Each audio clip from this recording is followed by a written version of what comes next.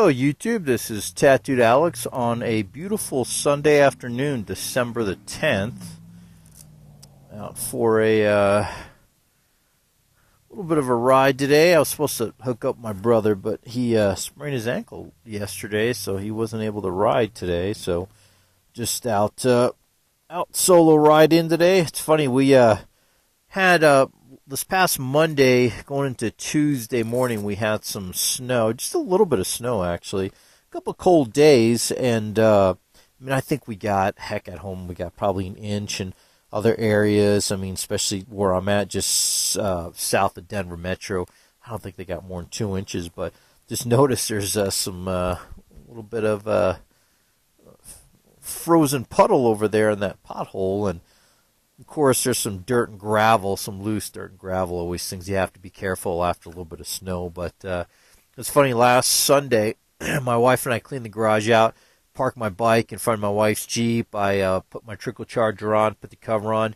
Didn't think I'd be riding for a while, and all of a sudden this weekend, it was like 60 yesterday and 57 today, so just a beautiful day. So anytime I have the time, especially on the weekend, I always take advantage of it. So it's tough when you get nice days during the week just because it gets dark so fast, and I'm usually working. If I'm at home, I typically work even at home till 5, so it's kind of tough to get out in the middle of the day. Although I have gone before during lunch, I've gone for like a 45-minute hour ride or stuff. So I think I'm going to take off here and start making my way back. It's hard to believe, man. Today's the 10th. We got just over 2 weeks of Christmas, man. That is insane how fast the time is going by. Alright, let me start making my way. You know, one thing I kind of wanted to talk about today was about motovlogging and kind of my background. I got into motovlogging just like a lot of you guys probably watched Sean Smoke.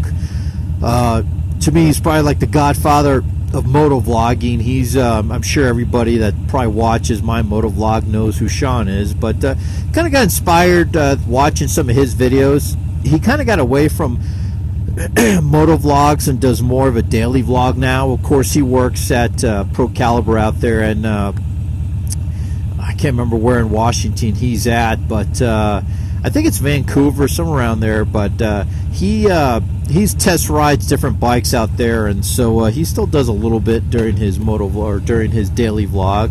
Has a little bit of a motovlog, but just kind of watching that, just kind of got interested in motovlogging, and I think I talked a little bit about my background. I got to my motorcycle endorsement in 2000. I got my motorcycle endorsement, and I'm trying to think when I got my first motorcycle.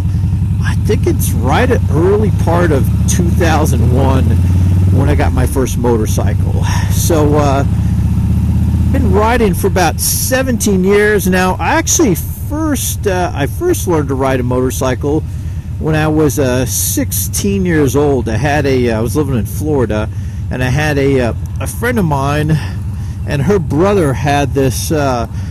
Boy, I don't know if it was it was probably at least about a 250. It was either an old Suzuki or Kawasaki. I don't recall which one it was, but I just recall him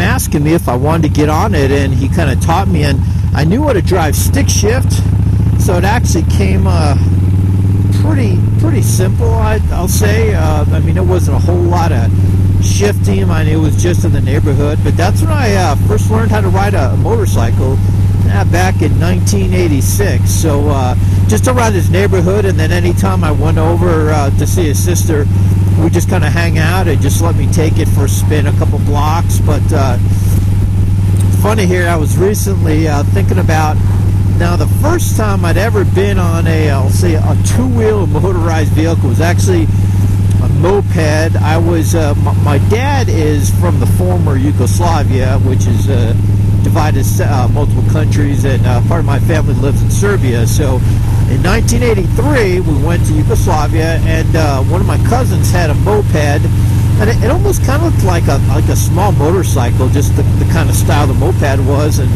I was only 13 at the time, and my brother took it for a spin, and man, I was so excited to get on that thing. And I knew where the gas was, but I sure heck didn't know where the brake was, and either that or I was just excited to be on it. And I remember getting on it and, kind of, I mean, you only go so fast on a moped, but I mean, I was probably going about 30, probably about 30 or so down the block, and all of a sudden, I felt like I was about to get on like a major highway, and I started to panic.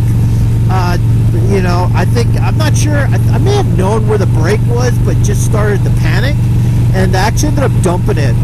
Right before I got on the highway, I remember I took a hard left, and I think it took me into some field or something. I remember dumping it, and I mean, the moped was fine. I think I just put a couple scratches on it and kind of scratched up my knee a little bit on it, but it's kind of funny thinking about that. Was probably my very first experience on a two-wheeled motorized vehicle.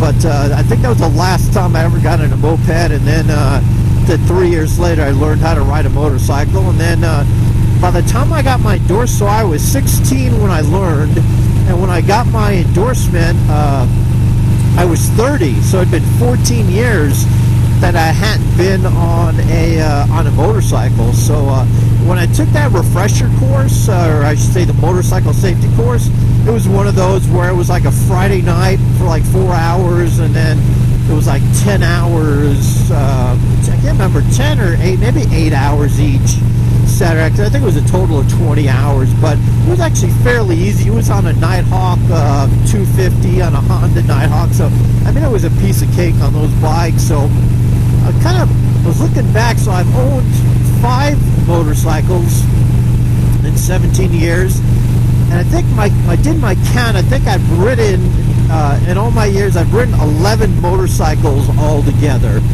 between my bikes, my brother's bike, the bike that I learned to ride on at my friend, her brother's bike. See, I did my 3 test rides, but the 2018 models, and my brother's bike too. I think it was a total it was like 11 motorcycles that I've ridden. So I'd say a fair amount of experience on it. Probably not as much as some of you guys have been riding for 20, 30 years or so, but yeah, so I've got a couple miles under my belt there. But when I was kind of watching that, I remember that winter, it was February, going on here, well, just shy of 2 years, when I started watching a lot of motovlogs, really heavy to YouTube. And that's about the time I also got my 48, and I thought, you know what, it's just one of those things I've been debating about doing, and I kind of looking at different avenues, and I knew motovlogging was just going to be a hobby for me. So I didn't want to drop a ton of money, and I started watching a whole bunch of YouTube videos on different cameras, and then I saw this the Cena 10C, and I thought, I could really use something like that. I like that it was an all-in-one, just because I'm on call for work. That's why I've always got my work phone, unfortunately, sitting here on my bars. But I really needed something to Bluetooth, so if someone did call, I could answer it while I was riding. Didn't have to try and pull over every time. Now, the other side, I don't get a whole lot of calls. I mean, knock on wood here. I mean, there's sometimes I can go, an entire ride for a couple hours and not get a call. If I do get a call, I do make sure it's a super, super short one. Or if it's going to be a little lengthy, I'll pull over. So yeah, I'm not much for actually riding my motorcycle and getting on the phone. So it's really there for kind of emergency on-call purpose. Unfortunately, I am on call 7 days a week, so I will occasionally get a phone call. I get more phone calls more so at night than I do during the day, but occasionally there might be some issue that I need to kind of address, and so I will get a phone call sometimes. And like I said, it's not very often, but that's why I really decided on the 10C, because I did like that it did have everything in there, the all-in-one, with the the camera on the side of the helmet. Hopefully, I just adjusted. Hopefully, the angle wasn't too far down. But I liked having the ability to Bluetooth to my phone and have that, and have the camera and everything all in one. So I did like that. That's why I went for that instead of the the usual that like a lot of guys use, which it's GoPro. I was like, man, I can't take the GoPro and have that. And I've kind of priced it, kind of debated about doing it, and you know, and it's tough just because, I mean, motovlogging is really a hobby. It's not like I monetize or anything, and I just wanted something to kind of record some of my rides and have some fun, and you know, kind of, you know, have a little bit of advice here and there. And I remember when I started watching a lot of motovlogs, there really wasn't much in Colorado, so I thought, hey, such a beautiful state that I live in, why not kind of show you guys some of the areas that I ride in and stuff. So that's why I kind of started motovlogging, was just kind of, you know, beautiful area, and I enjoy you know, on a motorcycle. And I know I've done a couple of videos for new riders, and you know, I've got some experience with different motorcycles, and you know, both on the Honda side and the Harley world, so a little bit of experience on both of those. So kind of wanted to share some of that with everyone. So that's kind of why I got into motovlog, and I enjoy it. I don't motovlog. I don't motovlog on every ride. Sometimes I just go out and I just want to ride. I like to have some topic or something in my mind that I like to talk about, and because I do watch a lot of motovlogs, I try and keep in mind what others are motovlogging, and I try and make sure that I'm not covering the same topic that's been recently covered. But I just thought really talking about you know, my how I got started to motovlogging and a little bit of my background in motorcycles, I thought would be kind of interesting. So well, if you guys have any comments or like to tell me how you guys first started getting into motorcycle riding, or if you guys are gonna start motovlogging, I know, you know, quite a few that follow me. I follow those guys as well. Good. I mean, I follow guys from all over the place. I follow guys, you know, out in Louisiana, out in England, out in Texas. Obviously, Sean Smoke out on the West Coast. Guys in California.